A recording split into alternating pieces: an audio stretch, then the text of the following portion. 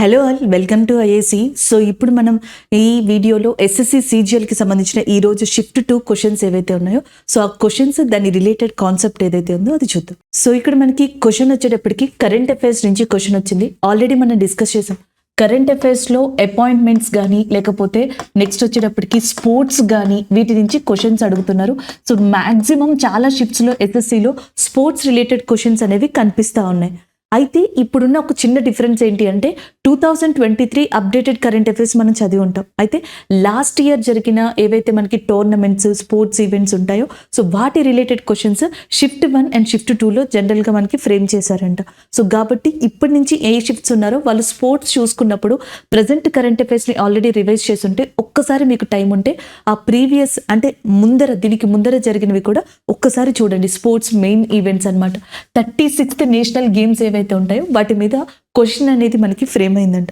Maybe 36th national games ఎక్కడ జరిగాయి లేకపోతే అందులో ఇంపార్టెన్స్ ఇలాంటివి ఏమన్నా అడుగుండొచ్చు. సో కాన్సెప్ట్ వచ్చేటప్పటికి 36th నేషనల్ గేమ్స్ రిలేటెడ్ మీద క్వశ్చన్ అడిగారు. సో ఇది ఏ స్టేట్లో మనకి కండక్ట్ చేశారు అంటే గుజరాత్లో కండక్ట్ చేయడం జరిగింది. అలాగే 37th నేషనల్ గేమ్స్ అనేవి ఎక్కడ కండక్ట్ చేస్తున్నారని అడిగితే గోవాలో దీన్ని కండక్ట్ చేస్తున్నారనమాట. గోవా యొక్క చీఫ్ మినిస్టర్ ప్రమోద్ సావంత్, గోవా యొక్క గవర్నర్గా మనకి శ్రీధరన్ పిల్లై అనే పర్సన్ ఉన్నారు. అండ్ గవర్నర్స్ని కూడా అడుగుతున్నారు. అండ్ రీసెంట్గా షిఫ్ట్ 1లో మనకి పంజాబ్ గవర్నర్ అడిగారు. గోవా వచ్చింది కాబట్టి మళ్ళీ రిపీట్ చేద్దాం. శ్రీధరన్ పిల్లై ఆపరేషన్ విజయ్ అనే పేరుతో గోవాని ఇండియాలో యూనియన్ టెరిటరీగా ఫస్ట్ తీసుకుని దాని తర్వాత స్టేట్గా మార్చడం జరిగింది. And next Khelo India games మీద కూడా అడుగుతారనమాట. ఖేలో ఇండియా యూత్ గేమ్స్ అని అన్నాయి చూసారా, 5th ఎడిషన్. ఈ 5th ఎడిషన్ అనేది మనకి రీసెంట్గా ఎక్కడ జరిగింది అంటే మధ్యప్రదేశ్లో జరిగింది. మధ్యప్రదేశ్లో 8 సిటీస్లో దీన్ని కండక్ట్ చేశారంట. ఇండోర్, భూపాల్, జబల్పూర్ సో ఇలా ఏవైతే ఉన్నాయో వీటన్నిటిలో కూడా 8 సిటీస్లో దీన్ని కండక్ట్ చేశారు. ఇది 5th ఎడిషన్ అనమాట. 5th edition of Khelo India games. అలాగే next Khelo India winter games అని చెప్పేసి రీసెంట్గా ఒక ఎడిషన్ జరిగింది. అది మనకి గుల్మార్గ్లో జరిగింది. గుల్మార్గ్ అనేది జమ్మూ కాశ్మీర్లో ఉంది. జమ్మూ కాశ్మీర్ లెఫ్టినెంట్ గవర్నర్గా మనకి మనోజ్ సిన్హా అనే పర్సన్ ఉన్నారు. మధ్యప్రదేశ్ యొక్క గవర్నర్గా ఉన్నది మనకి మంగూబాయ్ చాంగూబాయ్ పాటేల్. మధ్యప్రదేశ్ చీఫ్ మినిస్టర్ శివరాజ్ సింగ్ చౌహాన్, మధ్యప్రదేశ్ యొక్క గవర్నర్ మంగూబాయ్ చాంగూబాయ్ పటేల్గా ఉన్నారనమాట. అలాగే నెక్స్ట్ వచ్చేటప్పటికి మనకి ఖేలో ఇండియా యూనివర్సిటీ గేమ్స్. ఇది 3rd edition. The 3rd edition of Khelo India University Games అనేవి రీసెంట్గా ఎక్కడ కండక్ట్ చేశారు అంటే ఉత్తరప్రదేశ్లో కండక్ట్ చేయడం జరిగింది. ఉత్తరప్రదేశ్ యొక్క గవర్నర్గా ఆనంద్ బీన్ పటేల్ అనే పర్సన్ ఉన్నారు. ఉత్తరప్రదేశ్ చీఫ్ మినిస్టర్గా యోగి ఆదిత్యనాథ్ ఉన్నారు అనమాట. సో ఇవి కొన్ని ఇంపార్టెంట్గా మీరు గుర్తుపెట్టుకోవాల్సిన స్పోర్ట్స్ ఈవెంట్స్. మేబీ రిపీట్ అవ్వచ్చు. అండ్ నెక్స్ట్ వన్ ఫిఫా నుంచి కూడా కొన్ని ఇంపార్టెంట్ ఈవెంట్స్ గుర్తుపెట్టుకోవాలి. సో ఫిఫా అనేది మెయిన్గా ఫుట్బాల్ టోర్నమెంట్ అని మీకు తెలుసు. 2022లో ఈ ఫిఫా టోర్నమెంట్ అనేది ఖతార్ కేంద్రంగా జరిగింది.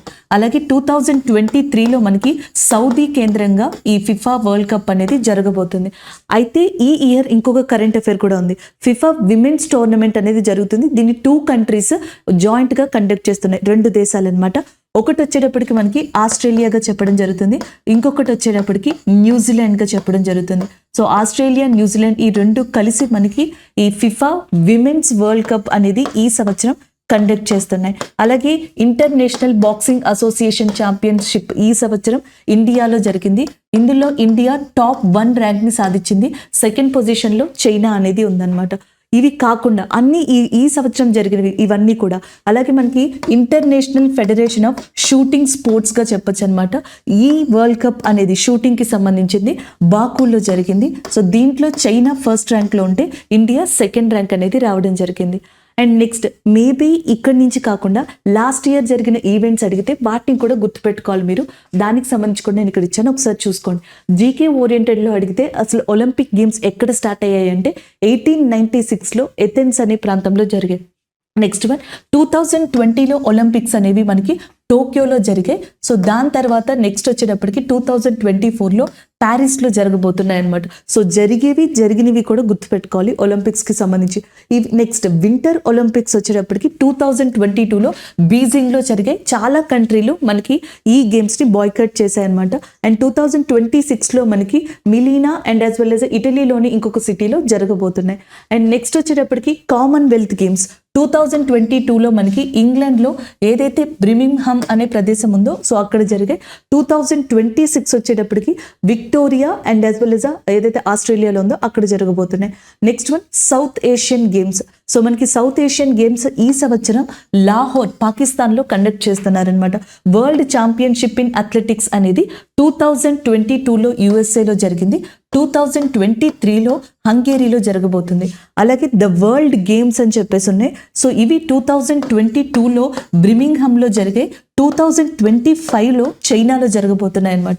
సో ఎక్కువ ఒలింపిక్ గేమ్స్ కానీ కామన్వెల్త్ గేమ్స్ నెక్స్ట్ 2026 ఆస్ట్రేలియాలో, 2022 బ్రిమింగ్హామ్లో జరిగినాయి అనమాట. అవి గుర్తుపెట్టుకోవాలి.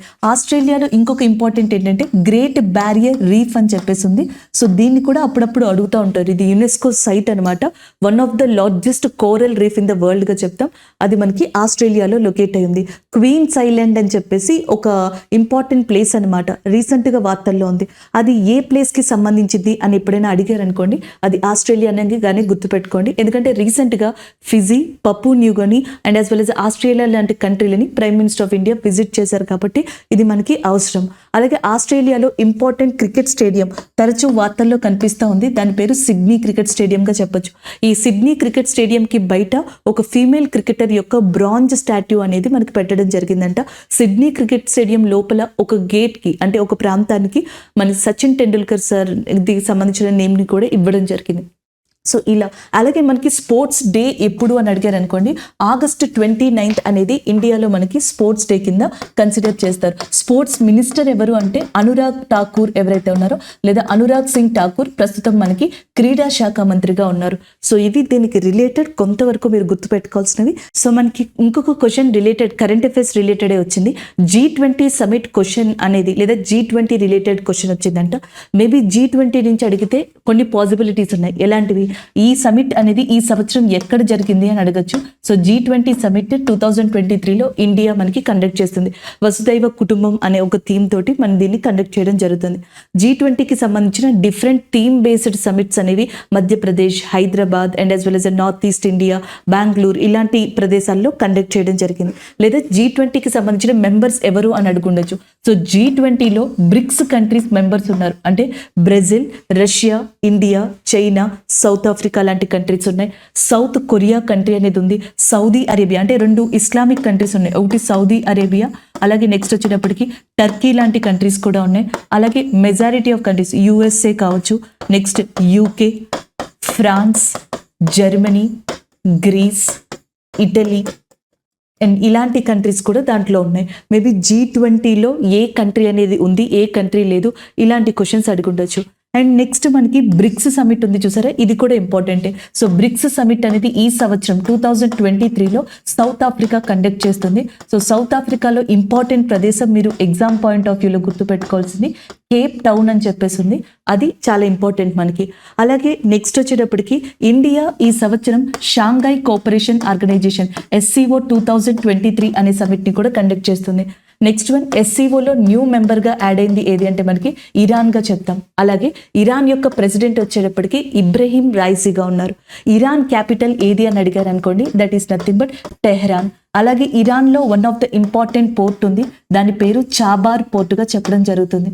సో ఒక్కొక్కసారి క్యాపిటల్స్ అడుగుతారు, ప్లేసెస్ అడుగుతారు. సో మనకి ఏది అడుగుతారు అనేది నో ఐడియా కాబట్టి చాలా వరకు మ్యాక్సిమం మనం రివైజ్ చేయడానికి ప్రయారిటీ అనేది ఇవ్వాలి. So next one quad leader summit అని చెప్పేసి ఉంది. సో ఈ క్వాడ్ లీడర్ సమిట్ అనేది 2022లో జరిగింది. అది కూడా మనకి జపాన్లోని టోక్యోలో జరిగింది.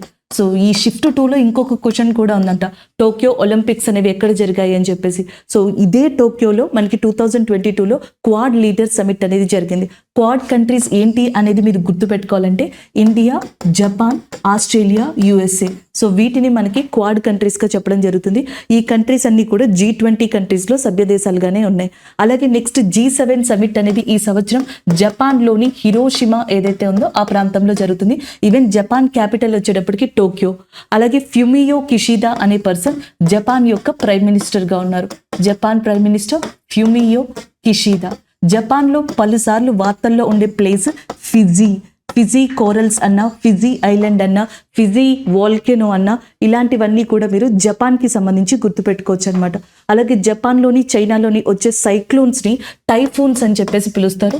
ఒక్కొక్కసారి జీకే ఓరియంటెడ్గా, జియోగ్రఫీ ఓరియంటెడ్గా కూడా ఈ క్వశ్చన్స్ అడగచ్చు. అండ్ 12th హిందీ కాన్ఫరెన్స్ అనేవి, వరల్డ్ హిందీ కాన్ఫరెన్స్ సమావేశాలు ఫిజీ కేంద్రంగా జరిగాయి అనమాట.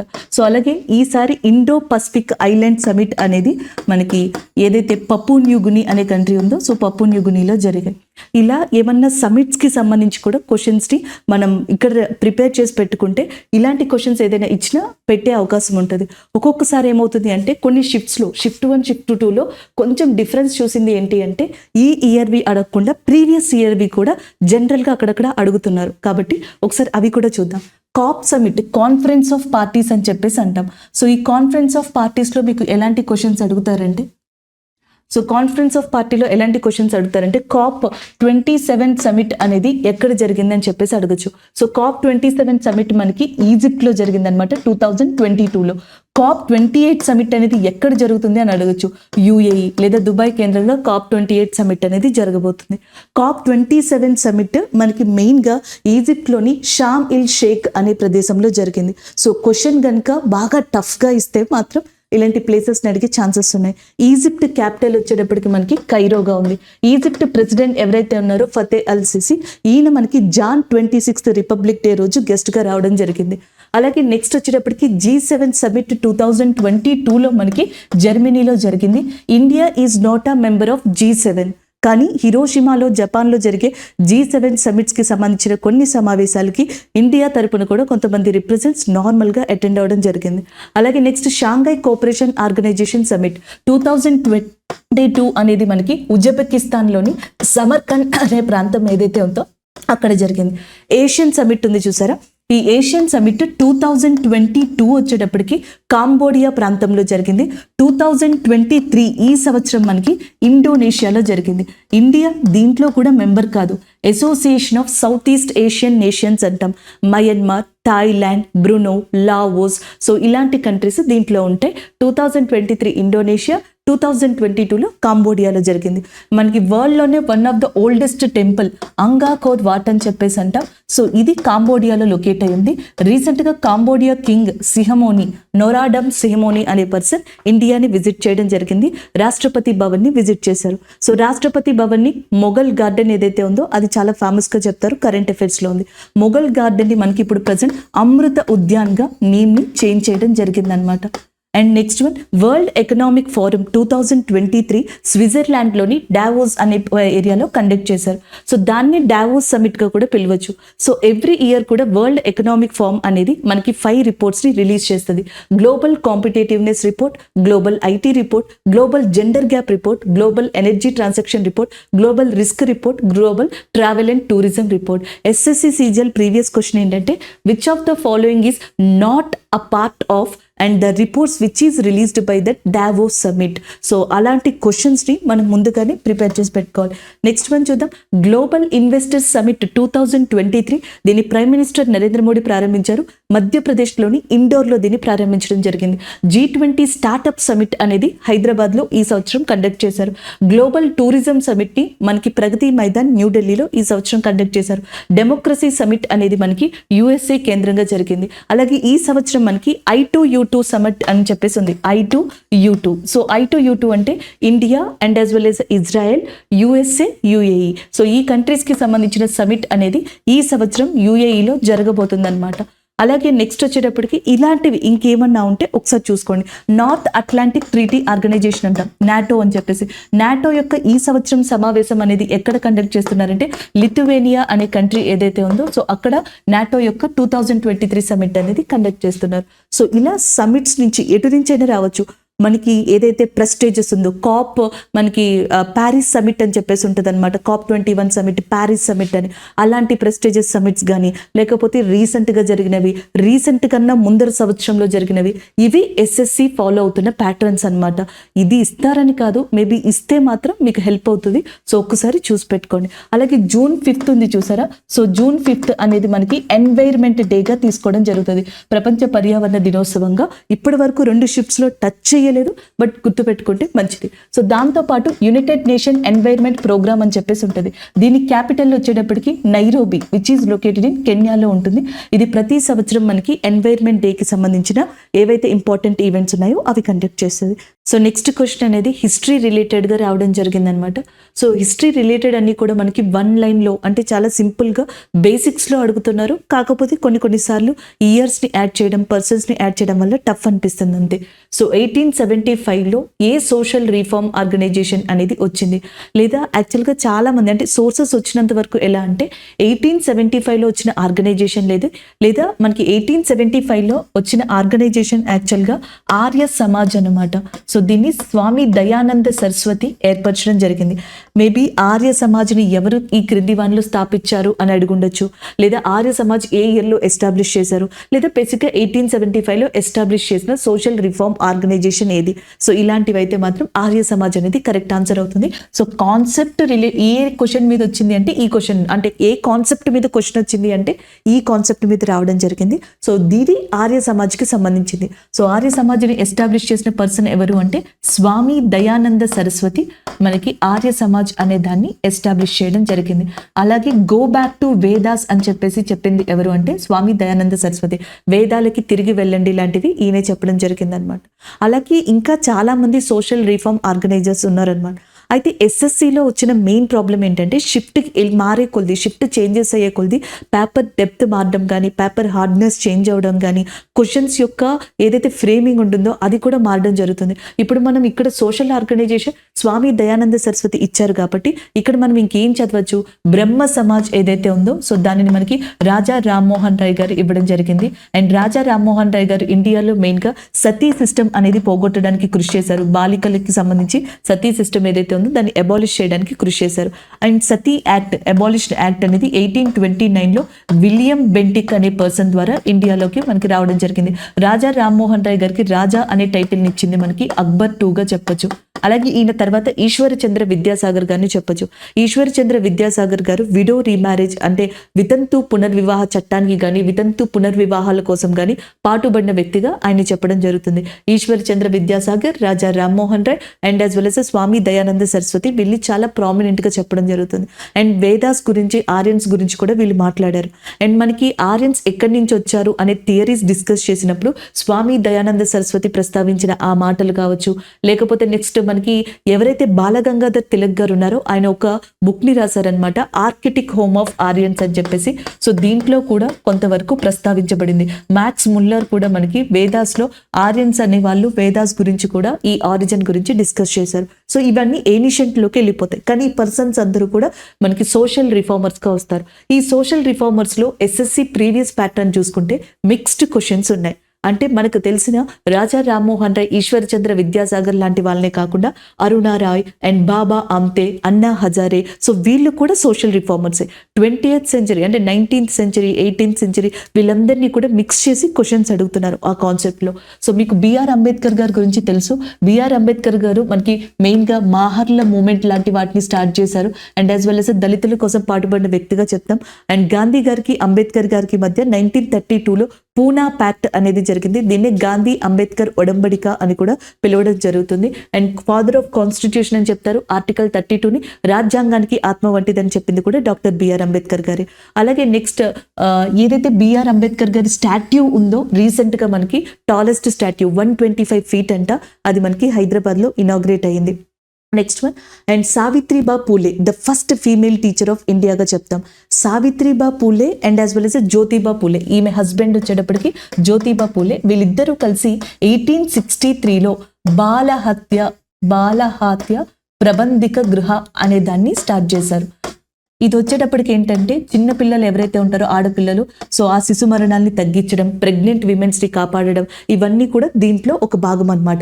అంటే మనకి ఇప్పుడు ఏదైతే ఆర్య సమాజ్ ఎప్పుడు ఎస్టాబ్లిష్ చేశారని ఇచ్చింది ఇదే ఆలోచించండి. 1863లో బాలహత్య ప్రబంధ గృహ అనే దాన్ని ఈ క్రింది వాణిలో ఎవరు ఎస్టాబ్లిష్ చేశారు అని చెప్పేసి అడగచ్చు. అలాగే నెక్స్ట్ రాజా రామ్మోహన్ రాయ్ గారి గురించి డిస్కస్ చేసుకున్నాం. ఈశ్వరచంద్ర విద్యాసాగర్ గారి గురించి కూడా డిస్కస్ చేసుకున్నాం.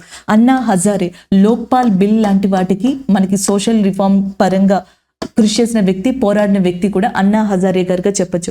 నెక్స్ట్ రామకృష్ణ పరమహంస. సో ఈయనకి సంబంధించి ఈయన ఒరిజినల్ నేమ్ ఏదైతే ఉందో చటోపాధ్యాయ. సో దానికి సంబంధించి ఏమైనా క్వశ్చన్స్ అడగచ్చు. ఈయన ఎవరికి గురువు అని అడగచ్చు. స్వామి వివేకానంద గారికి ఈయన గురువుగా చెప్పడం జరుగుతుంది. సో ఇలాంటి క్వశ్చన్స్ కానీ, లేకపోతే నేషనల్ యూత్ డే ఇండియాలో సెలబ్రేట్ చేసుకునేది స్వామి వివేకానంద గారి యొక్క గౌరవార్థంగా.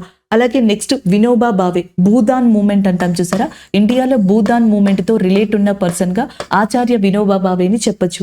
అండ్ గాంధీ గారు ఇండివిజువల్ సత్యాగ్రహ ఏదైతే లాంచ్ చేశారో, సో దాంట్లో ఫస్ట్ సత్యాగ్రహిగా ఎంచుకున్నది ఆచార్య వినోబా భావే గారిని, సెకండ్ సత్యాగ్రహిగా ఎంచుకున్నది జవహర్లాల్ నెహ్రూ గారిని, అండ్ థర్డ్ సత్యాగ్రహిగా బ్రహ్మదత్త అనే పర్సన్ ని ఎంచుకున్నారు.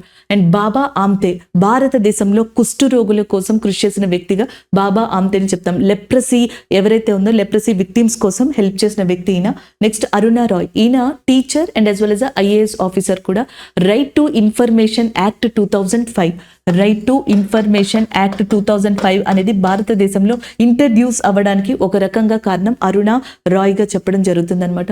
సో ఇవి కొంతమంది సోషల్ రిఫార్మర్స్. ఇంకా ఇందులో మహాదేవ గోవింద రాండే గాని, పండిట్ రమాబాయ్, భారతదేశంలో ఫస్ట్ టైం ఒక స్త్రీకి గనక పండిట్ అనే నేమ్ వచ్చింది అంటే అది పండిట్ రమాబాయి గారికి అని చెప్పొచ్చు అనమాట.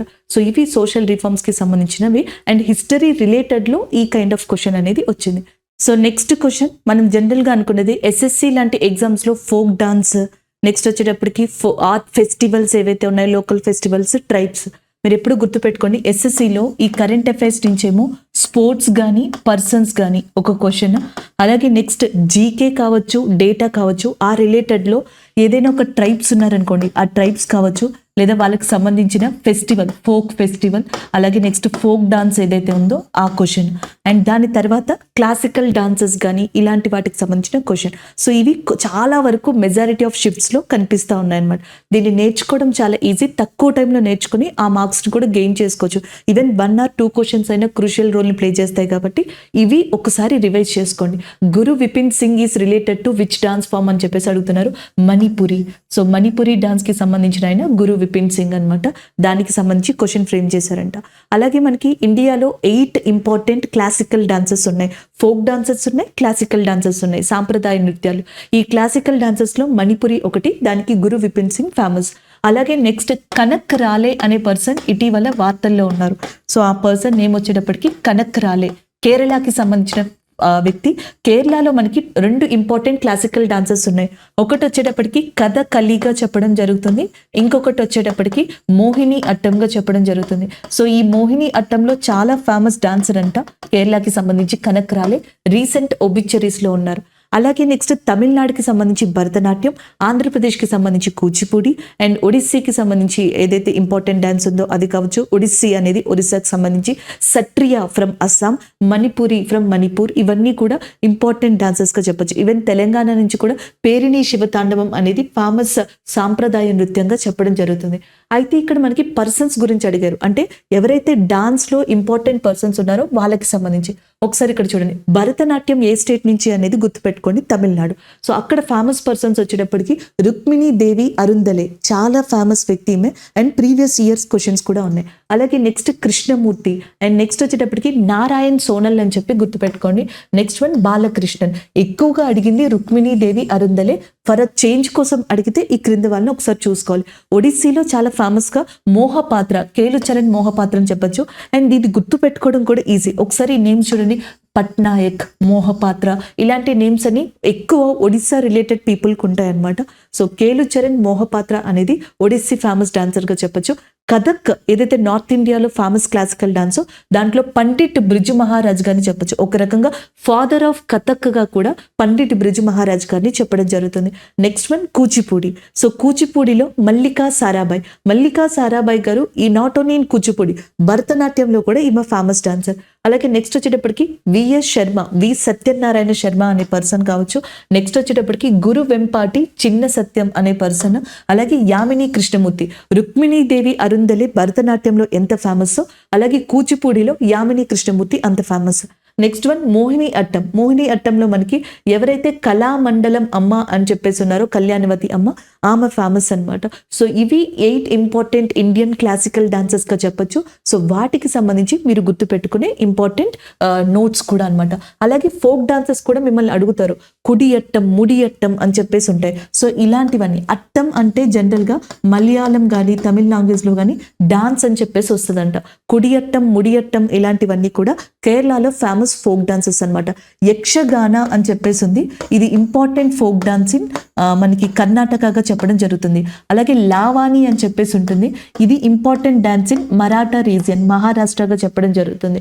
అలాగే నెక్స్ట్ వచ్చేటప్పటికి కోలాటం ఆంధ్రప్రదేశ్లో, అండ్ తెలంగాణలో డప్పు నృత్యం అనేది చాలా ఫేమస్ గా చెప్పొచ్చు. రఫ్ డాన్స్ అని చెప్పేసి ఉంటుంది, ఇది మనకి జమ్మూ అండ్ కాశ్మీర్లో చాలా famous. Next one war dance అని చెప్పేసి ఉంటుంది, మాస్క్ డాన్స్ అని చెప్పి ఉంటుంది. ఇవన్నీ కూడా నాగాలాండ్లో ఇంపార్టెంట్ ఫేమస్ ఫోక్ డాన్సెస్ గా చెప్పడం జరుగుతుంది. సో ఇలా classical dances, folk dances, important persons ఎవరైనా ఉంటే ఒక్కసారి వాళ్ళని రివైజ్ చేసుకోండి.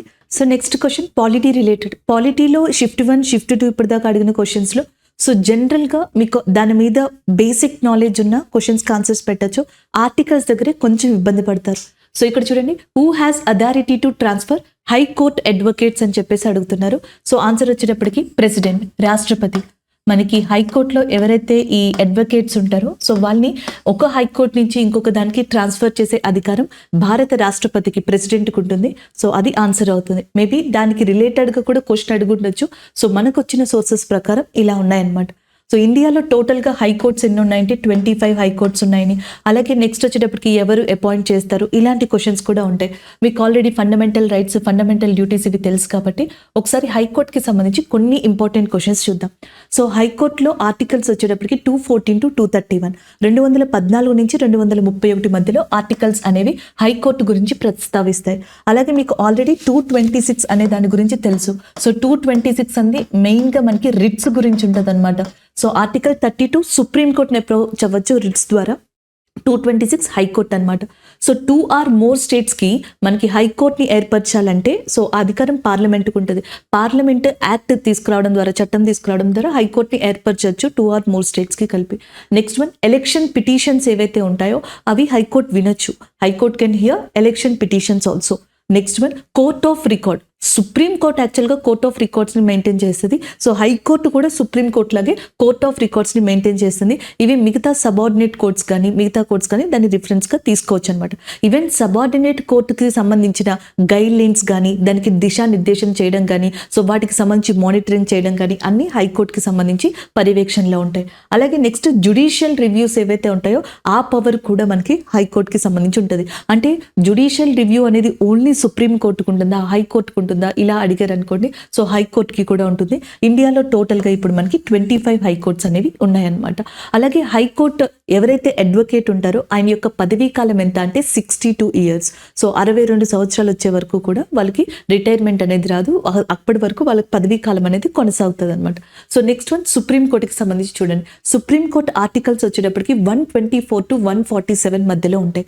ఆర్టికల్ 143 ఉందనుకోండి, ఇదేంటి అంటే సుప్రీం కోర్టు అవసరమైన టైంలో రాష్ట్రపతికి న్యాయ సలహాలను అందివ్వడానికి, when the time requires or when president of India requires and supreme court can give that suggestions as judicial suggestions and under article 143గా చెప్పొచ్చు. అలాగే హైకోర్టుకు ఉన్నట్టుగా సుప్రీం కోర్టుకి మెయిన్గా కోర్ట్ ఆఫ్ రికార్డ్స్ ఉంటుంది ఆర్టికల్ 129 ప్రకారం. అండ్ సుప్రీం కోర్ట్ చేసిన ఏదైనా ఒక చట్టం ఉంటే, ఒక లా ఉంటే, కేసెస్కి సంబంధించి కానీ మిగతా వాటికి ప్రొసీడింగ్స్కి సంబంధించి కానీ మిగిలిన హైకోర్ట్స్ కూడా మిగిలిన కోర్ట్స్ ఏవైతే ఉంటాయో అవన్నీ కూడా దాన్ని ఫాలో అవ్వాలి. ఆర్టికల్ 141లో అది ఉంటుంది. The law declared by the supreme court to be binding on that all కోర్ట్స్గా ఉంటుంది అనమాట. ప్రస్తుతం చంద్రచూడ్ ఎవరైతే ఉన్నారో ఆయన సుప్రీం కోర్టుకి సంబంధించి చీఫ్ జస్టిస్గా ఉన్నారు, లేదా చీఫ్ జస్టిస్ ఆఫ్ ఇండియాగా మనకి ఎవరున్నారు అంటే మనకి ధనంజయ్ చంద్రచూడ్ అనే పర్సన్ ఉన్నారు. అండ్ ఇంకొకటి ఏంటి అంటే చీఫ్ జస్టిస్ ఆఫ్ ఇండియాని ఎవరు అపాయింట్ చేస్తారు అని అడగచ్చు. ప్రెసిడెంట్ ఆఫ్ ఇండియాని చీఫ్ జస్టిస్ ఆఫ్ ఇండియాని అపాయింట్ చేస్తారు, భారత రాష్ట్రపతి. ఎవరైతే సీనియర్ మోస్ట్ జడ్జి ఉన్నారో సో వాళ్ళని చీఫ్ జస్టిస్ ఆఫ్ ఇండియాగా అపాయింట్ చేయడం జరుగుతుంది. సో చీఫ్ జస్టిస్ ఆఫ్ ఇండియాకి ఎప్పుడైనా మనకి ఆ సీట్ అనేది వెకేట్ అయినా, ఆ ప్లేస్ అనేది వెకేట్ అయినా, లేకపోతే ఆయన లేకపోయినా, హెల్త్ ఇష్యూస్ ఏమన్నా వచ్చినా ఎమర్జెన్సీ టైంలో కానీ సో మనకి ఇంకొక యాక్టింగ్ చీఫ్ జస్టిస్ని కూడా అపాయింట్ చేసే అధికారం ప్రెసిడెంట్ ఆఫ్ ఇండియాకు ఉంటుంది. ఇలాంటి క్వశ్చన్స్ని ఒకసారి చూసుకోండి. అలాగే ఫస్ట్ మనకి 1773లో రెగ్యులేటింగ్ యాక్ట్ అనేది తీసుకొచ్చారు బ్రిటిషర్స్. 1774లో కలకత్తాలో సుప్రీం కోర్ట్ని ఎస్టాబ్లిష్ చేశారు. అప్పుడు మనకి సర్ ఎల్జిమ్ ఇంపే అనే పర్సన్ సుప్రీం కోర్ట్కి సంబంధించి జడ్జిగా ఉన్నారనమాట. So next one, Kanchenjunga located in which mountain range. మనం ఫస్ట్ షిఫ్ట్లో చెప్పుకున్నప్పుడు తపతీ రివర్ గురించి చెప్పాం. కింద కమెంట్ చేశారు మన సెక్షన్లో. సో తపతీ రివర్ ఏ స్టేట్లో ఫ్లో అవ్వదు అని చెప్పేసి ఇచ్చారంట. యాక్చువల్గా తపతీ రివర్ అనేది మధ్యప్రదేశ్లో పుట్టి సో దాని తర్వాత మహారాష్ట్రాన్ని టచ్ చేస్తూ గుజరాత్ మీదుగా మనకి ఏదైతే అరేబియన్ సీ ఉంటుందో అక్కడికి వెళ్ళిపోతుంది. మధ్యప్రదేశ్ ఈవెన్ మహారాష్ట్రాన్ని కూడా టచ్ చేస్తుంది, యాజ్ వెల్ యాజ్ గుజరాత్లో ఫ్లో అవుతుంది అండ్ ఫైనల్గా మనకి అరేబియన్ సీలోకి ఎంటర్ అవుతుంది. మేబీ ఆప్షన్స్లో ఈ మూడు ఉండి అండ్ ఇంకొకటి రాజస్థానో, ఉత్తరప్రదేశో, లేకపోతే నెక్స్ట్ ఇంకొకటో ఉండొచ్చు. మనకి ఇచ్చిన దాంట్లో కింద కమెంట్ సెక్షన్స్లో ఈ 4 ఆప్షన్స్ ఉన్నాయి. అప్పుడు ఆన్సర్ రాజస్థాన్ అవుతుంది. అలాగే ఈ క్వశ్చన్స్ని మనం ఎక్స్ప్లెయిన్ చేసుకున్నప్పుడు కాంచన్జంగ్ గురించి కూడా చెప్పుకున్నాం. ఇండియా యొక్క హైయెస్ట్ పీక్ వచ్చేటప్పటికి కాంచన్జంగ్ అని, అది కంప్లీట్గా మనకి సిక్కింలో లొకేట్ అయి ఉంటుంది అని చెప్పేసి మనం డిస్కస్ చేసుకోవడం జరిగింది. అయితే ఇక్కడ క్వశ్చన్ ఏమని ఇచ్చారంటే కాంచనజంగ్ లేదా కాంచనగంగా అనేది ఎక్కడ లొకేట్ అయి ఉంటుంది, ఏ మౌంటైన్ రేంజ్ అని చెప్పేసి. So that is nothing but హిమాలయాస్గా చెప్పొచ్చు. సో ఇక్కడ నుంచి ఎలాంటి క్వశ్చన్స్ పడవచ్చు అంటే ఎస్ఎస్సిలో చాలా లిబరల్గా క్వశ్చన్స్ ఉన్నాయి ఇప్పటి వరకు షిఫ్ట్ 1 షిఫ్ట్ 2లో. వీటికి సంబంధించి ఈ కాన్సెప్ట్స్కి సంబంధించి యంగెస్ట్ ఫోల్డ్ మౌంటైన్స్గా ఏమి చెప్తామంటే హిమాలయాస్ని చెప్తాం. ఓల్డెస్ట్ ఫోల్డ్ మౌంటైన్స్గా అరావలి ఏదైతే ఉందో సో దాన్ని చెప్పడం జరుగుతుంది.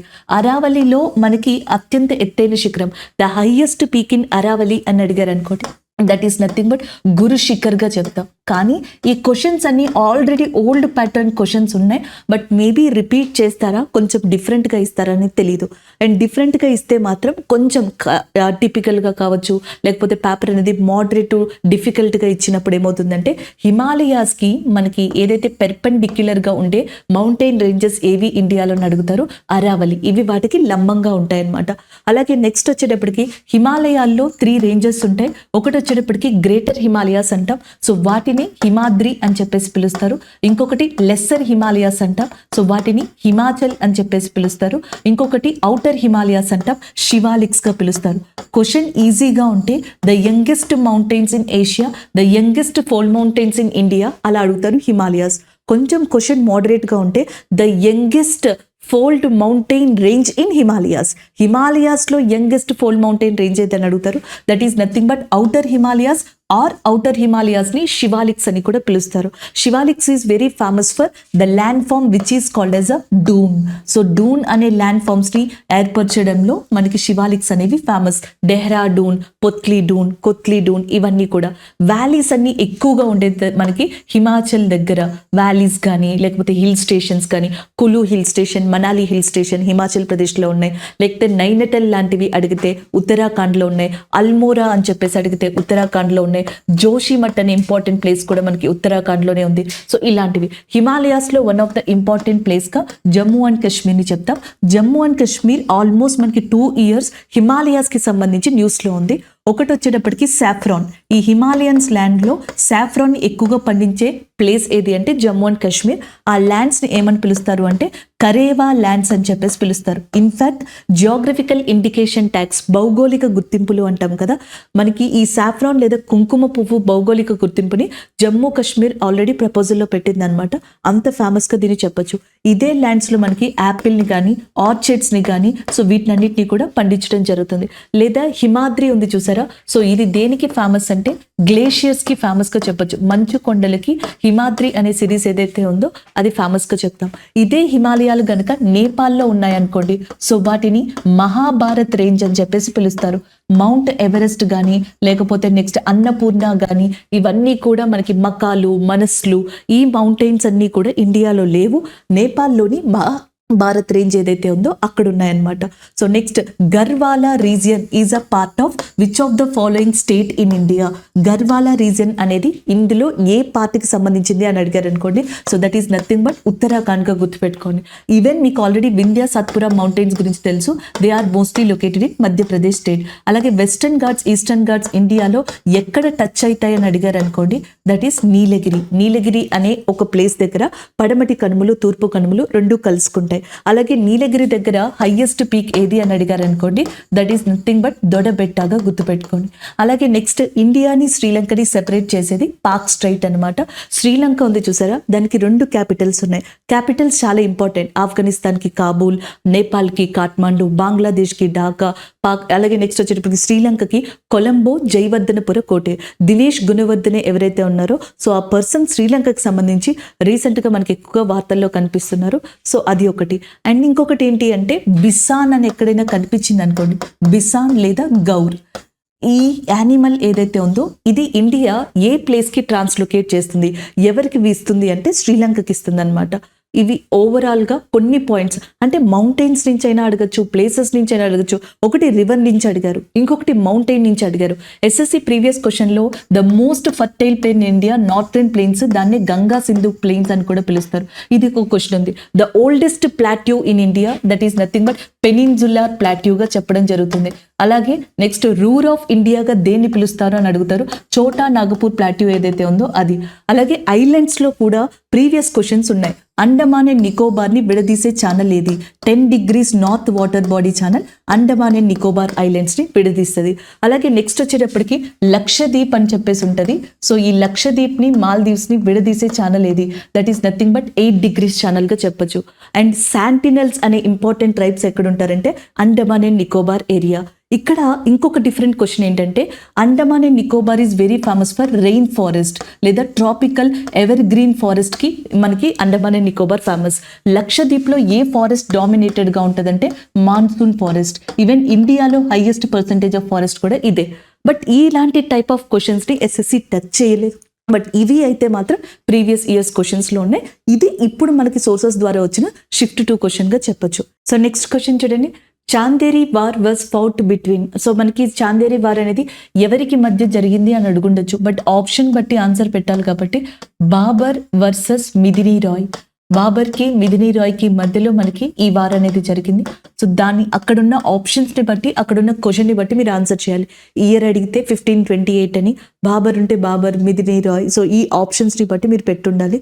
అలాగే మేబీ ఆ వార్లో ఎవరు నెగ్గారని కూడా క్వశ్చన్ అడుగుండొచ్చు. బట్ క్వశ్చన్ వచ్చేటప్పటికి చాందేరి వార్ మీద రావడం జరిగింది. అండ్ నెక్స్ట్ వన్, బాబర్ ఎవరైతే ఉన్నారో ఆయన మొఘల్ సామ్రాజ్యాన్ని స్థాపించారు. అండ్ బాబర్ టోటల్గా ఆయన కెరియర్లో 4 ఇంపార్టెంట్ వార్స్ చేశారు. సో ఇండియాకి వచ్చిన తర్వాత 1526లో the first battle of Panipat, ఇది మనకి Ibrahim Lodi and as well as బాబర్కి మధ్యలో జరిగింది. అలాగే నెక్స్ట్ 1527లో కాన్వా యుద్ధం అనేది జరిగింది రాణా సంఖ్కి అండ్ యాజ్ వెల్ యాజ్ బాబర్కి.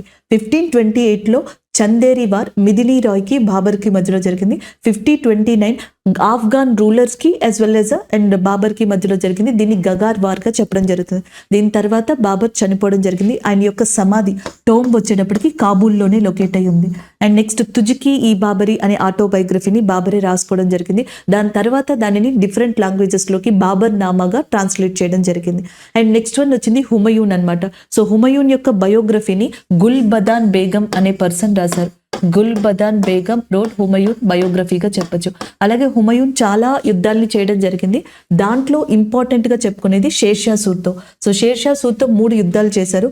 ఒకటి 1539లో చౌసా వార్ అనేది చేయడం జరిగింది. సో దాని తర్వాత battle of Kannauj in 1540, battle of Chunargarh అనేది 1538లో చేశారు. అలాగే కలింజర్ వార్ అనేది హుమయూన్ మనకి ప్రతాప రుద్ర దేవ్ అనే పర్సన్తో 1531లో చేసి ఒక ట్రీటీని కూడా చేసుకోవడం జరిగింది. అండ్ ఇది హుమయూన్కి సంబంధించిన ఇంపార్టెంట్ ఇన్ఫర్మేషన్. హుమయూన్ తర్వాత నెక్స్ట్ అక్బర్ వచ్చారు. అక్బర్ మనకి 1556లో 2వ పానిపట్టు యుద్ధాన్ని హేమరాజ్తో కన్క్లూడ్ చేయడం జరిగింది. 1572లో గుజరాత్ వార్ని అక్బర్ చేశారు. సో దాని తర్వాతే ఫతేపూర్ సిక్రీ అనే దాన్ని కూడా నిర్మించడం జరిగింది. కొన్ని రోజులు దానిని ఆయన క్యాపిటల్ గా కూడా ఉంచారు. యునెస్కో యొక్క one of the important place గా కూడా ఫతేపూర్ సిక్రీ ఉంది. ఫతేపూర్ సిక్రీలో ఇంపార్టెంట్ గా 5 ప్లేసెస్ ఉన్నాయి. సో దాంట్లో ఒక సలీం చిస్టీ సమాధి అనేది ఒకటి, అండ్ నెక్స్ట్ మసీద్ ఒక దాన్ని కన్స్ట్రక్ట్ చేశారు. అలాగే జోధాబాయ్ మహల్ అనేది ఒకటి, పంచ్ మహల్ ఒకటి, బీర్బల్ ప్యాలెస్ ఒకటి, ఇవన్నీ కూడా ఫతేపూర్ సిక్రీలో అక్బర్ కట్టించినవే. అండ్ నెక్స్ట్ వచ్చేటప్పటికి 1586లో కశ్మీర్ మీద కూడా మనకి అక్బర్ అటాక్ చేయడం జరిగింది. 1907లో మనకి అహ్మదానగర్ మీద ఎవరైతే మనకి అక్బర్ ఉన్నారో ఆయన యుద్ధం ప్రకటించారు. చాంద్ బీబీతో ఈ వార్ అనేది జరిగింది. అక్బర్ యొక్క కెరియర్ లో ఈ వార్ చాలా ఇంపార్టెంట్ గా చెప్తారు. సో అక్బర్ తర్వాత నెక్స్ట్ మనకి జహంగీర్ రావడం జరిగింది. జహంగీర్ కాలంలో కెప్టెన్ హకిన్స్ అనే పర్సన్ ఇండియాకి వచ్చారు. కెప్టెన్ హకిన్స్ కి ఖాన్ అనే టైటిల్ ఇచ్చింది కూడా జహంగీరే. ఇండియాలో ఎవరైతే యూరోపియన్స్ పొగాకుని ప్రవేశపెట్టారో ఆ పొగాకుని బ్యాన్ చేసింది కూడా మనకి జహంగీర్ గానే చెప్తాం. లా బెల్ అనే దాన్ని కూడా అరేంజ్ చేసింది మనకి జహంగీరే అన్నమాట. సో ఇది మనకి చెప్పుకునేది. దాని తర్వాత షాజహాన్, అండ్ దాని తర్వాత ఔరంగజేబ్ రావడం జరిగింది. ఔరంగజేబ్ మనకి బీబీకా మక్బర్ లాంటివి కన్స్ట్రక్ట్ చేశారనమాట ఇండియాలో. అలాగే షాజహాన్ కాలం నుంచి, జహంగీర్ కాలం నుంచి కూడా భారతదేశంలో ఈ మినియేచర్ పెయింటింగ్ అని చెప్పేసి అంటాం. గుర్తుపెట్టుకోండి, మినియేచర్ పెయింటింగ్. సో ఇది చాలా ఫేమస్ ఇండియాలో. మొఘల్ కాలంలో బాగా ఫేమస్ అయింది. ఇది జహంగీర్ కాలం నుంచి స్టార్ట్ అయిందనమాట. హంజ్నామా అని చెప్పేసి ఉంది. మనకి భగవద్గీత ఎలాగో పర్షియన్స్ కి ఈ హంజ్నామా అలాగా ఇరాన్ ఇరాక్ పీపుల్ కి. సో ఈ హంజ్నామాని పెయింటింగ్ రూపంలో ఇండియాలో వేయించారనమాట. అది కూడా మినియేచర్ పెయింటింగ్ రూపంలో. టెరైన్ యుద్ధాల గురించి ఆల్రెడీ చెప్పాం. 91-92లో 2 టెరైన్ యుద్ధాలు జరిగాయి. అలాగే 11-11-94లో చాంద్ వార్ అని చెప్పేసి ఒకటి జరిగింది. ఇది మనకి జయచంద్రన్కి మహమ్మద్ గోరికి మధ్యలో జరిగింది. సో దాని తర్వాత మీరు గుర్తుపెట్టుకోవాల్సింది battle of Plassey 1757, battle of Buxar 1764లో జరిగాయి. సో ఇవి కాకుండా ఏన్షియంట్ ఇండియాలో టైంలో కూడా కొన్ని యుద్ధాలు చోళా చెరా పాండ్యా టైంలో జరిగినాయి. ఒక్కసారి కావాలంటే రివైజ్ చేయండి. నార్మల్గా కూడా మీరు ఆన్సర్ పెట్టగలరు ఇలాంటి జోనర్స్ నుంచి క్వశ్చన్స్ వస్తే. సో నెక్స్ట్ మనకి క్వశ్చన్ ఇన్ఫర్మేషన్ ఇవ్వడం, సోర్సెస్ ఇవ్వడం. వరల్డ్లో ఇండియా వ్యాక్సినేషన్ ర్యాంక్ అన్నారు. అది కోవిడ్కి సంబంధించిందా, ఓవరాల్గా సంబంధించిందా అనేది మనకి ఆ ఇన్ఫర్మేషన్ రాలేదు. సో మనకి స్టూడెంట్స్కి గుర్తుండవు కదా, ఇండియా మనకి వరల్డ్లో వ్యాక్సినేషన్కి సంబంధించి ఇండియా ర్యాంక్ 4th ఉంది. అది కోవిడ్ విషయానికి వచ్చింది అనుకోండి, అది చేంజ్ అయిపోతూ ఉంది. ఇయర్ బై ఇయర్ కోవిడ్ వ్యాక్సిన్స్కి సంబంధించి మారుతూ ఉంది. అలాగే వ్యాక్సినేషన్ డే అనేది మనకి 16th మార్చిన రికగ్నైజ్ చేశారు. మేబీ ఆ రోజు వచ్చిన సోర్సెస్ ద్వారా లేదా ఆ డేకి సంబంధించిన సోర్సెస్ ద్వారా క్వశ్చన్ ఏమైనా ఫ్రేమ్ చేసి ఉండొచ్చు. నేషనల్ వ్యాక్సినేషన్ డే కింద 16th మార్చ్ అనే దాన్ని తీసుకుంటాం. ఇండియాలో 1955లో ఫస్ట్ టైం మనం ఈ వ్యాక్సినేషన్ డే అనేది స్టార్ట్ చేసామంట. ఎందుకంటే పోలియో అనేది అప్పుడు మనకి 1995లో, 55లో కాదు 1995లో. అలాగే ఆ టైంలోనే మనకి ఇండియాలో పోలియో అనేది ఇరాడికేట్ అవ్వడం స్టార్ట్ అవ్వడం. సో దానికి సంబంధించి రిజల్యూషన్స్ తీసుకోవడం, ఇవన్నీ కూడా ఇండియాలో ఆల్మోస్ట్ మనకి పోలియో అనేది ఇరాడికేట్ అయిపోయింది. ఇది ఇరాడికేట్ అయిపోయినట్టుగా, అంతరించిపోయినట్టుగా వరల్డ్ హెల్త్ ఆర్గనైజేషన్ ఏదైతే ఉందో అది సర్టిఫికేషన్ కూడా ఇండియాకి ఇచ్చింది అనమాట. వరల్డ్ హెల్త్ ఆర్గనైజేషన్ యొక్క హెడ్ క్వార్టర్స్ అనేది మనకి జెనీవాలో, స్విట్జర్లాండ్ లో లొకేట్ అయి ఉంది. సో ఈ జెనీవాలోనే రీసెంట్ గా మనకి 75th world health organisation conference అనేది జరిగింది. అలాగే 76th వరల్డ్ హెల్త్ అసెంబ్లీ సమావేశాలు కూడా జరిగాయి. వరల్డ్ హెల్త్ ఆర్గనైజేషన్ కి తిరిగి మళ్ళీ ప్రెసిడెంట్ గా ఎలెక్ట్ అయ్యారు టెడ్రస్ అడ్నమ్ అన్నమాట. అలాగే ఇండియాకి వచ్చేటప్పటికి హెల్త్ మినిస్టర్ గా మనకు ఉన్నది మన్సుఖ్ మాండవ్యగా చెప్తాం. అలాగే ఈ సంవత్సరం హెల్త్ డే అనేది, వరల్డ్ హెల్త్ డే అనేది April 7th సెలబ్రేట్ చేసుకోవడం జరిగింది. థీమ్ వచ్చేటప్పటికి హెల్త్ ఫర్ ఆల్ అనేది దీని యొక్క థీమ్గా ఉంది. బట్ మోస్ట్లీ కరెంట్ అఫైర్స్ కానీ రిలేటెడ్ క్వశ్చన్స్ కానీ అన్నీ కూడా లాస్ట్ ఇయర్కి సంబంధించినవి మనం చూస్తున్నాం. మేబీ నెక్స్ట్ అలా కంటిన్యూ అవుతుందా, ప్రజెంట్ ఇస్తారా అనేది ఒక డౌట్. బట్ రెండింటి కొంచెం మీరు ప్యారలల్గా కవర్ చేసుకుంటూ వెళ్ళారనుకోండి, మీరు సేఫ్ సైడ్ ఉంటారనమాట. అలాగే మనకి కోవాక్సిన్, కోవిషీల్డ్ లాంటివి ఉంటాయి చూసారా. కోవాక్సిన్ మనకి భారత్ బయోటెక్ ఇచ్చింది. సో ఇదే భారత్ బయోటెక్ ఫస్ట్ టైం ప్రపంచంలో ఒక ఇంట్రా నాజల్ కోవిడ్ స్ప్రే అనే దాన్ని కూడా తీసుకురావడం జరిగింది. ఇవి. సో ఇంకొక క్వశ్చన్ మనకి కెమిస్ట్రీ రిలేటెడ్గా ఇచ్చారు. సో వాట్ ఈస్ ర్యాన్సిడిఫికేషన్ అనేది క్వశ్చన్ అనమాట. సో మనకి ఏదైనా ఒక ఫుడ్ అనేది పాడైపోయింది అనుకోండి, కుళ్ళిపోయిన వాసన వస్తూ ఉంటుంది, ఒక బ్యాడ్ ఆర్డర్ వస్తూ ఉంటుంది. సో అలాంటి ప్రాసెస్కి సంబంధించిందే ర్యాన్సిడిఫికేషన్ అంటాం. మెయిన్గా ఏంటి అంటే ఇక్కడ ఆయిల్. సో ఆయిల్ కానీ మిల్క్ కానీ ఇలాంటివి ఉంటాయి చూసారా. సో దీంట్లో మనకి ఎక్కువ కాలం ఫ్యాట్స్ లాంటివి ఉండిపోవడం వల్ల, సో అవి మనకి గాలిలో in the presence of air expose అవ్వడం వల్ల, ఇలాంటి వాటి వల్ల వాటి యొక్క స్ట్రక్చర్ అంతా పాడైపోయి, అంటే ఫుడ్ అనేది డిగ్రేడ్ అయిపోవడం ఎక్కువ ఫ్యాట్స్ ఉండడం వల్ల with respect to the time, దానివల్ల మనకు ఒక బ్యాడ్ ఆర్డర్ లాంటిది, బ్యాడ్ వాసన లాంటిది రావడం. సో అలాంటి వాటిని ర్యాన్సిటిఫికేషన్ అంటారు. సో అక్కడ మనకి క్వశ్చన్ అనేది ర్యాన్సిటిఫికేషన్ డెఫినేషన్ మీద పడిందా, లేదా టైప్స్ ఉంటాయి దీంట్లో, హైడ్రోలైటిక్, ఆక్సిడేటివ్ అండ్ మైక్రోబియల్ ఇలాంటి టైప్స్ మీద ఏమన్నా పడిందా. మిల్క్ కనుక జనరల్గా మీరు ప్రాపర్గా దాన్ని కాగబెట్టలేదు అనుకోండి, బాయిల్ చేయలేదు అనుకోండి, సో అది కూడా మనకి ఒక సోర్ వాసన, ఒక డిఫరెంట్ వాసన వస్తూ ఉంటుంది. సో అది హైడ్రోలైటిక్ ర్యాన్సిటిఫికేషన్గా చెప్పడం జరుగుతుంది. అలా టైప్స్ అన్నమాట ఇవి. లేదు ఎగ్జాంపుల్స్ అడిగారు అనుకోండి, వెజిటేబుల్ ఆయిల్స్ కానీ, నట్స్ కానీ, సీడ్స్ కానీ, ఫిష్, పౌల్ట్రీ ఇలాంటి అన్నిటిలో కూడా ర్యాన్సిటిఫికేషన్ అనేది కనిపిస్తుంది. సో క్వశ్చన్ దేని మీద ఇచ్చారు అనేది మనకి సోర్స్ లేదు, కానీ క్వశ్చన్ అనేది ఈ కాన్సెప్ట్ మీద ఇచ్చారనేది స్టూడెంట్స్ చెప్పడం జరిగింది. సో ఇది మనకి మెయిన్గా. అలాగే నెక్స్ట్ ఇలాంటి ప్రాసెస్లో ఇంకేమైనా క్వశ్చన్స్ రావచ్చా. ఎక్కువగా మనకి వినిపించేది ఈ ఎస్ఎస్సి లాంటి ఎగ్జామ్స్లో ఫోటోసింథసిస్ ప్రాసెస్గా చెప్పొచ్చు. సో ఫోటోసింథసిస్ ప్రాసెస్లో మనకి ఇన్ ద ప్రెజెన్స్ ఆఫ్ ఎక్కడ జరుగుతుంది అని అడుగుతారు, సన్లైట్. ఏం రిలీజ్ అవుతుంది అని అడుగుతారు, ఆక్సిజన్. ఆక్సిజన్తో పాటుగా మనకి మెయిన్గా గ్లూకోజ్ అనేది రిలీజ్ అవుతుంది. గ్లూకోజ్ని కెమికల్ ఫార్ములాలో రిప్రజెంట్ చేయమని అడగచ్చు, 6CH12O6. సో ఇట్లా. లేదా ఎలక్ట్రాలిసిస్కి సంబంధించి క్వశ్చన్ అడగచ్చు. చాలా వరకు కెమికల్ రియాక్షన్స్ అనేవి మనకి ఎగ్జోథెర్మల్ కెమికల్ రియాక్షన్, ఎండోథెర్మల్ కెమికల్ రియాక్షన్స్ అంటాం. అంటే హీట్ అనేది జనరల్గా మనకి during the chemical reactions out side నుంచి గనక ప్రొడ్యూస్ అయితే, సో మనకి బాహ్యంగా గనక ఉష్ణాన్ని రసాయనిక చర్యలు జరిగినప్పుడు గనక ఉత్పత్తి చేస్తే, సో దాన్ని ఎక్సోథెర్మిక్గా చెప్తాం. ఎలక్ట్రాలిసిస్ పద్ధతి కూడా ఎక్సోథెర్మిక్ అనమాట. సో ఆ టైంలో మనకి ఈ ఎలక్ట్రాలిసిస్ పద్ధతిలో హైడ్రోజన్, ఆక్సిజన్ లాంటి వాటిని కంబైన్ చేయడం ద్వారా సో మనకి వాటర్ని ఫామ్ చేయొచ్చు.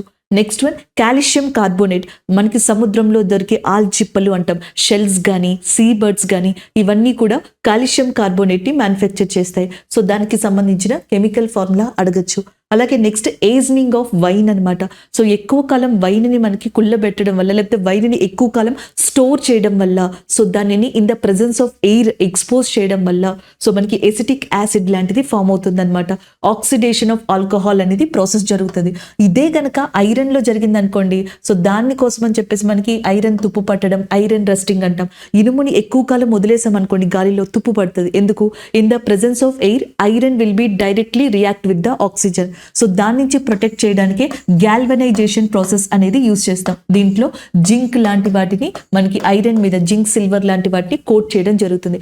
ఇలాగే వైన్ ని కూడా ఎక్కువ కాలం మనకి ఆక్సిడేషన్ ఆఫ్ ఆల్కహాల్ కి గురి చేశారనుకోండి, సో ఎసిటిక్ యాసిడ్ లాంటి దాన్ని రిలీజ్ చేస్తుంది. CH3COOH అనేది ఎసిటిక్ యాసిడ్ యొక్క ఫార్ములా. అలాగే నెక్స్ట్ ఫర్టిలైజర్స్ ఉంటాయి చూసారా, ఎరువులు. అవి సల్ఫ్యూరిక్ యాసిడ్ని సూపర్ ఫాస్ఫేట్స్గా, అమోనియం సల్ఫేట్స్గా ఇలాంటి వాటిగా మార్పు చెందించడానికి ఎక్కువగా కృషి చేస్తాయి. అలాగే మనకి పళ్ళు ఉంటాయి చూసారు, ఫ్రూట్స్ అనేవి, సో దాన్ని మగ్గ పెట్టడం అంటాం. అలాంటి వాటికి సో రైప్నింగ్ ఆఫ్ ఫ్రూట్స్కి ఇథిలిన్ అనే దాన్ని యూజ్ చేయడం జరుగుతుంది అనమాట. సో ఇందులో ఏదైనా అడగచ్చండి కెమికల్ రియాక్షన్స్కి సంబంధించి. Periodic table, chemical reactions, acids and bases, strong acids ఏవి, ఆర్గానిక్ యాసిడ్స్ ఏవి. సో ఇలాగా మనకి చీమ కుట్టినప్పుడు యాంట్ స్టింగ్ అంటాం. సో దాని నుంచి మనకి ఫార్మిక్ యాసిడ్ ఏదైతే ఉందో సో అది రిలీజ్ అవుతుంది. అలాగే స్ట్రాంగ్ యాసిడ్గా మనకి హైడ్రోక్లోరిక్ యాసిడ్, HCl ని చెప్పడం జరుగుతుంది స్ట్రాంగ్ యాసిడ్ గా. కింగ్ ఆఫ్ యాసిడ్ గా సల్ఫరిక్ యాసిడ్ ని చెప్పడం జరుగుతుంది. ఇలా ఏమైనా ఈ డిఫరెంట్ కైండ్ ఆఫ్ క్వశ్చన్స్ ని ఇలా మనం రివైజ్ చేసుకోవాలి. ఇది మనకి కెమిస్ట్రీ రిలేటెడ్ గా ఈ కాన్సెప్ట్ మీద క్వశ్చన్ ఫ్రేమ్ అయిందంట. సో నెక్స్ట్ క్వశ్చన్ కూడా మనకి హెవీ వాటర్ రిలేటెడ్ క్వశ్చన్. అంటే మనకి హెవీ వాటర్ ని రిప్రజెంట్ చేసేది DTO, దాన్ని అడిగారా? లేదా DTO అంటే ఏంటి? డ్యూటోరియం ఆక్సైడ్, లేదా దీన్ని మనకి న్యూక్లియర్ పవర్ ప్లాంట్స్ లాంటి వాటిలో యూజ్ చేస్తారు. సో క్వశ్చన్ ఎలా ఫ్రేమ్ అయింది అనేది మనం చెప్పలేం. బట్ ఏంటంటే హెవీ వాటర్ కాన్సెప్ట్ రిలేటెడ్ మీద క్వశ్చన్ అంట. సో అలాగే కొంతమంది చెప్పడం ఏంటంటే కొన్ని సోర్సెస్ ద్వారా మనకి పీరియాడిక్ టేబుల్ ఉంటుంది కదా, 17th గ్రూప్, లేకపోతే మనకి ఏదైతే సెకండ్ పీరియడ్ ఉంటుందో సో దీనికి సంబంధించి క్వశ్చన్స్ అని, అటామిక్ నెంబర్కి సంబంధించిన క్వశ్చన్స్ అని ఇలా చెప్తున్నారు. సో మనకి క్వశ్చన్ ఫ్రేమింగ్కి ఆ కాన్సెప్ట్కి పర్టికులర్గా చెప్పలేకపోతున్నారు. కాబట్టి ఇది అయితే మోస్ట్ ఆఫ్ ద సోర్సెస్లో ఉంది. హెవీ వాటర్ అనేది DTOగా రిప్రజెంట్ అవుతుంది, డ్యూటేరియం ఆక్సైడ్. ఇంకొన్ని మీరు జస్ట్ ఒక్కసారి రివైజ్ చేయండి అంతే. బ్లూ విట్రోల్, వైట్ విట్రోల్ ఇలాంటివి ఉంటాయి. బ్లూ విట్రోల్ని కాపర్ సల్ఫేట్ అంటాం. ఎక్కువ మెజారిటీలో CHSL CGLలో కొన్నిసార్లు కనిపించిన క్వశ్చన్ ఇది. So next one bleaching powder, calcium ఆక్సిక్లోరైడ్గా దీన్ని చెప్పొచ్చు. బోరాక్స్ వచ్చేటప్పటికి సోడియం బోరేట్గా చెప్తాం. అలాగే నెక్స్ట్ క్యాలోమిల్ అని చెప్పేసి ఉంటుంది, దాన్ని మెర్క్యూరస్ క్లోరైడ్గా చెప్పడం జరుగుతుంది. అండ్ నెక్స్ట్ డోలమైట్ అని చెప్పేసి ఉంటుంది, దానిని కాల్షియం మెగ్నీషియం కార్బోనేట్గా తీసుకోవడం జరుగుతుంది. ఇలా కొన్ని వాటికి కెమికల్ నేమ్స్ ఏవైతే ఉంటాయో, sodium carbonate, sodium bicarbonate, so sodium బైకార్బోనేట్ని బేకింగ్ సోడా, సోడియం కార్బోనేట్ని వాషింగ్ సోడా, ఇలా ఉంటాయి చూసారా. సో ఒక్కసారి అవి చూసుకోండి. వాటితో పాటుగా ఓర్స్ ఉంటాయి. మనకి యురేనియం ఉంది చూసారా. సో యురేనియం కానీ, బాక్సైట్ కానీ, ఐరన్ కానీ, థోరియం కానీ, మెర్క్యూరీ కానీ, ఇలాంటి వాటిని ఎక్కడి నుంచి ఎక్స్ట్రాక్ట్ చేస్తారండి. మెర్క్యూరీ ఉందనుకోండి, సినాబార్ అనే దాని నుంచి మనకి ఎక్స్ట్రాక్ట్ చేయడం జరుగుతుంది. అలాగే ఐరన్ ఉందనుకోండి, హెమటైట్ అండ్ లిగ్నటైట్ అండ్ మ్యాగ్నటైట్, ఇలాంటి వాటి లియోనైట్, ఇలాంటి వాటి నుంచి ఎక్స్ట్రాక్ట్ చేస్తారు. యురేనియం ఉందనుకోండి, సో దీన్ని మనకి పిచ్ బ్లెండ్ అని చెప్పేసి అంటారు. సో దీని నుంచి బాక్సైట్ నుంచి అల్యూమినియం ఏదైతే ఉందో సో దాన్ని ఎక్స్ట్రాక్ట్ చేయడం జరుగుతుంది. అలాగా ఒకసారి minerals and ఓర్స్, chemical formulas, acids and basis, periodic table మీకు ఆల్రెడీ మీరు చదివి పెట్టుకున్నట్టయితే ఒకసారి రివైజ్ చేయండి. చదవనట్టయితే ఒక్కసారి ఈ ప్రీవియస్ ఇయర్స్ క్వశ్చన్స్ కానీ ఆ బేసిక్ స్టేట్మెంట్స్ ఉంటాయి చూసారా, అవి ఒకసారి రివైజ్ చేయండి. సో ఇది కెమిస్ట్రీకి సంబంధించిన సోర్స్ అన్నమాట. సో ఇంకా మనకి కొన్ని క్వశ్చన్స్ మనకి సోర్సెస్ నుంచి రావడం జరిగింది. ఆర్టికల్ 22 రిలేటెడ్ మనం షిఫ్ట్ 1లో చెప్పుకున్నాం దీన్ని. ఆర్టికల్ 22 ఏంటి అంటే ఎవరినైనా ఒక పర్సన్ని అరెస్ట్ చేస్తే సో ఆ టైంలో ఇన్ఫర్మేషన్ ఇవ్వాల్సి ఉంటుంది. అండ్ పర్సన్ అరెస్టెడ్ అండ్ డిటెన్షన్కి సంబంధించిన రైట్ అని చెప్పుకున్నాం. సో ఆర్టికల్ 22కి సంబంధించింది ఫండమెంటల్ రైట్స్లో ఉంటుంది. అలాగే సుకూన్ ఖాన్ అనే పర్సన్ ఏ మ్యూజికల్ ఇన్స్ట్రుమెంట్కి సంబంధించి చాలా ఫేమస్ అని చెప్పేసి అడిగారు. సారంగి అనే దానికి చాలా ఫేమస్ అంట. సో ఇవి ఈ రెండు కూడా జనరల్గా మనకి చాలా మంది చెప్పడం ఏంటంటే దీన్ని రిలేటెడ్ వచ్చాయి, ఈ క్వశ్చన్కి రిలేటెడ్గా మనకి ఉన్నాయని చెప్పేసి ఫ్రేమ్ చేయడం అనేది కొంచెం కష్టమవుతుంది. కాబట్టి జస్ట్ మీకు ఒక ఐడియా ఉండాలి. నెక్స్ట్ షిఫ్ట్స్ వాళ్ళకి మ్యూజికల్ ఇన్స్ట్రుమెంట్స్ అంటే దీన్ని బట్టి ఏమర్థమవుతుంది అంటే ఈ ఫోక్ ఉంది చూసారా, ఈ ఫోక్లో మనకి మ్యూజిక్ ఇన్స్ట్రుమెంట్స్ కానీ, టెంపుల్స్ కానీ, ఆర్ట్ అండ్ కల్చర్ కానీ ఈ టైంలో ఇలా చెప్పడం కూడా అంటే చాలా తక్కువ టైం ఉంది. కాబట్టి మీరు ఏం చేస్తారు అంటే మ్యాక్సిమం ఒకసారి ఫెస్టివల్స్ ఉంటాయి కదా, ఫెస్టివల్స్, డాన్సెస్ చూడండి అంతే. సో మిగిలినవి నేను మోస్ట్లీ ఇక్కడ కవర్ చేశాను, పర్సన్స్ కానీ అవి కానీ. సో ఒకసారి అవి రివైజ్ చేయండి. అక్కడి నుంచి 2 to 3 క్వశ్చన్స్ మనకి ఈ GS నుంచి కంపైజ్ వస్తున్నాయి, ఒకసారి చూసుకోండి.